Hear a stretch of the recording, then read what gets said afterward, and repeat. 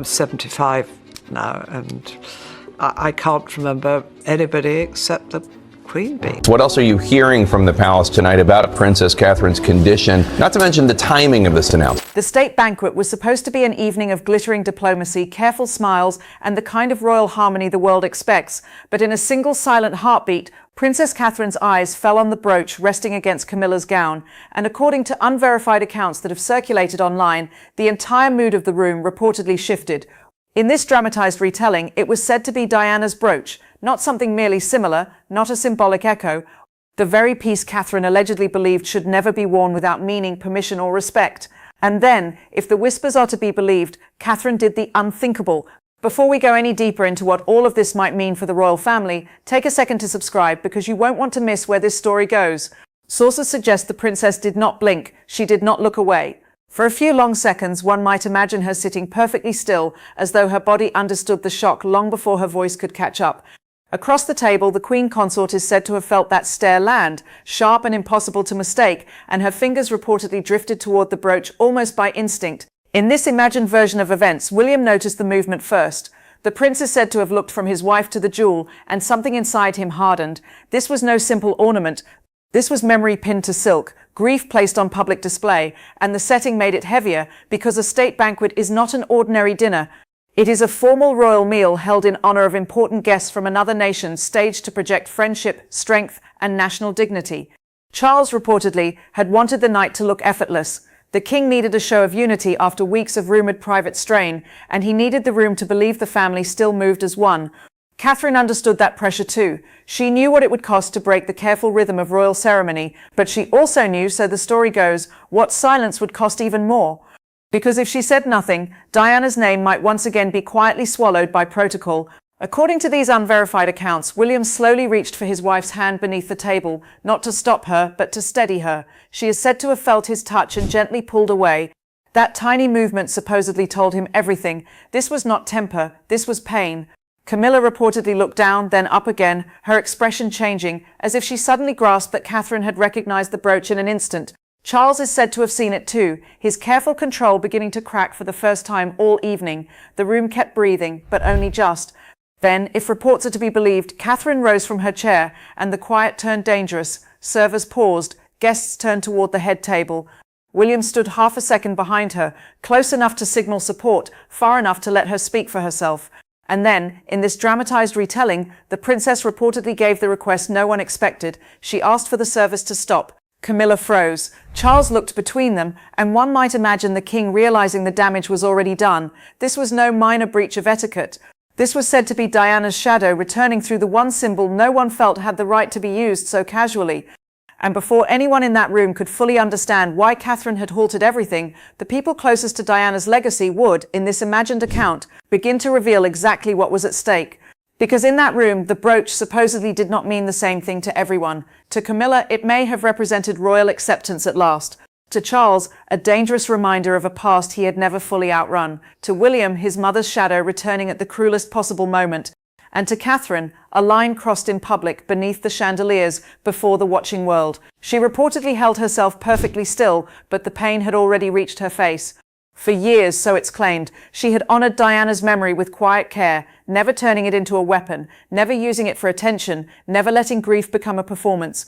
That, sources suggest, was why the moment cut so deeply. Diana was never just a name from the past. She was William's mother, the woman whose absence still shaped his silences, his caution, and the fierce way he protects his own family. The prince's jaw is said to have tightened as he looked at the jewel. In this retelling, William had always guarded anything tied to Diana with a quiet intensity, especially pieces that carried public weight. To him, royal jewelry was never merely decoration. In palace language, a brooch can become a message, and this one allegedly carried a wound. A royal state event, a formal gathering where the family represents the country before diplomats and guests, is meant to radiate unity. Yet this single object had reportedly turned that unity into something painful. Camilla, for her part, is said to have tried to hold her composure. She lifted her chin, kept her posture, and behaved as if nothing had shifted. But her hand supposedly betrayed her, touching the brooch once before, quickly withdrawing, as though she had realized every eye near the table was following that movement. She had wanted acceptance. She had wanted the jewel to whisper that old pain had finally healed. Instead, in this imagined version, it seemed to say something colder, that someone else's grief had been borrowed without consent. Charles reportedly shifted in his seat, his discomfort impossible to hide. He is said to have known the brooch was tangled up in private conversations that had already divided the family behind closed doors. He also knew, so the story goes, that Catherine was not a woman who challenged ceremony without cause. The king's gaze moved to William, then to Camilla, his face carrying the weight of a past resurfacing at the exact moment he needed calm. Catherine, one might imagine, felt sadness first, then shock, then something firmer. She looked to William and understood he had seen precisely what she had. He did not need to speak. His silence, full of hurt, supposedly gave her the courage to stay standing in a room that expected her to sit and smile. And it was Sophie, according to these accounts, who sensed the shift before anyone else fully grasped it. The trusted confidante is said to have leaned gently toward Catherine, her voice low and heavy with warning, murmuring that this was not the first time the brooch had caused alarm. Catherine reportedly said nothing, but her eyes changed. William saw it, Charles saw it, Camilla felt it. And that whisper, in this dramatized retelling, pulled the whole story backward toward the hidden moment that supposedly made her reaction inevitable, because this did not begin at the banquet table. It began, so the unverified accounts claim, weeks earlier, inside a quiet family gathering where Diana's personal pieces were said to be reviewed for a future memorial tribute. Catherine had reportedly asked for one thing only, that the brooch remain untouched until William decided its rightful place. But during that gathering, Camilla is said to have made a request that turned a private memory into a royal fault line. In this imagined account, Catherine remembered the day with painful clarity. The meeting at Kensington had been small, hushed, and shielded from outside noise. A memorial tribute, a planned public act meant to honor a life and legacy, was reportedly being discussed for Diana, and every detail carried emotional weight. William, it's claimed, had entered that room already tense, because anything connected to his mother was never simply history to him. It was childhood, it was loss. It was the wound behind the royal smile. Sophie, the story goes, sat close to Catherine, watching every movement with the careful calm of someone who understood the family's hidden pressures. She supposedly knew the brooch was not just another item in a collection. A royal collection means the personal and official pieces kept by the family, often used for ceremony, memory, and public meaning. When a sealed velvet case was reportedly placed before them, Catherine looked first to William. The prince, it said, did not reach for it. He only stared, and his silence told everyone the piece still hurt. Camilla had not been there for the first part of that gathering, but her name is said to have entered the room soon after. According to accounts that remain unverified and have not been confirmed by the palace, she asked Charles whether she might wear Diana's brooch at the coming banquet as a gesture of unity. The Queen Consort, one might imagine, believed the jewel could show that old divisions had finally settled, but Catherine reportedly saw it very differently. To her, unity could never be built by taking another woman's pain and pinning it proudly before the world. William, according to these accounts, spoke to Charles that same evening, telling the king the brooch should stay unworn until he personally decided its place in Diana's legacy. Charles is said to have listened but made no promise, and that silence, so the story goes, wounded Catherine more than an outright refusal would have. She understood palace hesitation, she understood careful, non-committal words, but this felt different. The king knew how sensitive the object was, and still he left the door open. Catherine reportedly learned of Camilla's request through Sophie. The princess is said to have felt disturbed, not because Camilla wanted dignity, but because she seemed prepared to borrow it from Diana. William supposedly left that discussion visibly shaken, and Catherine watched him carry the pain without complaint. That, in this dramatized retelling, was why the banquet became unbearable. When she saw the brooch on Camilla's gown, she believed the private warning had been ignored. Charles had stayed silent. The Queen Consort had gone forward. William had been forced to face his mother's memory in public. So when Catherine rose from her chair, it was not impulse guiding her. It was, one might imagine, the memory of a promise broken. The room reportedly did not erupt. It froze. Catherine did not shout. She did not tremble. In this imagined version, she simply looked across the table and asked a single question that cut through every title, every rank, every practiced smile. One might picture her asking quietly why Camilla was wearing it at all. The words, if they were spoken, supposedly landed like a verdict.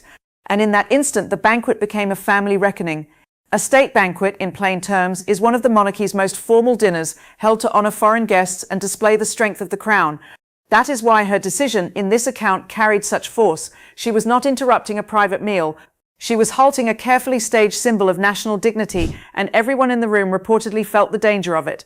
Camilla, the story goes, tried to respond with royal calm. She lifted her chin and began speaking as though the brooch were merely part of her evening dress.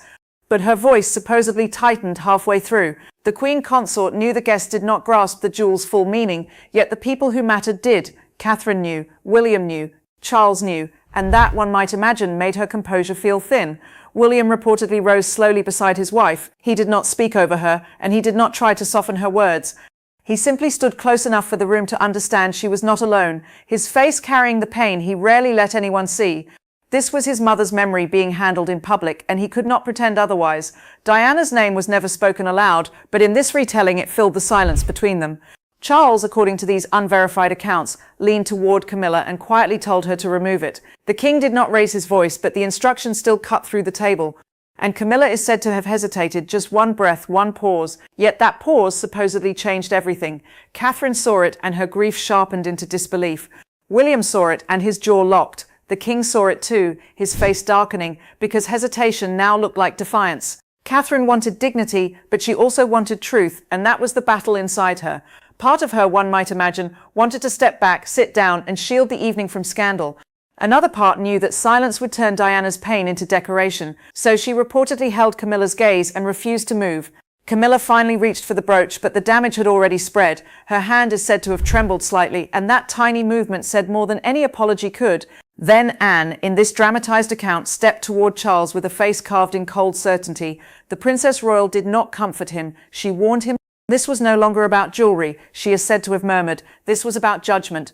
And once Anne supposedly named the real problem, the palace stopped treating the banquet as an incident and began treating it as a crisis of authority. Because behind Catherine's quiet stand was something the palace could not ignore, a kind of moral authority. She held no crown yet, no throne, no final signature over royal protocol. But in that room, the story suggests, she held something stronger than procedure. She held the emotional trust of William, the memory of Diana, and the public image of a future monarchy that could not survive appearing cruel. What lingers, if any of it unfolded, as the whispers suggest, is the lasting image of one woman standing while everyone else stayed seated, quietly changing the meaning of royal duty. Thanks so much for watching. If this story moved you, please drop a like and subscribe, and we'll see you in the next one.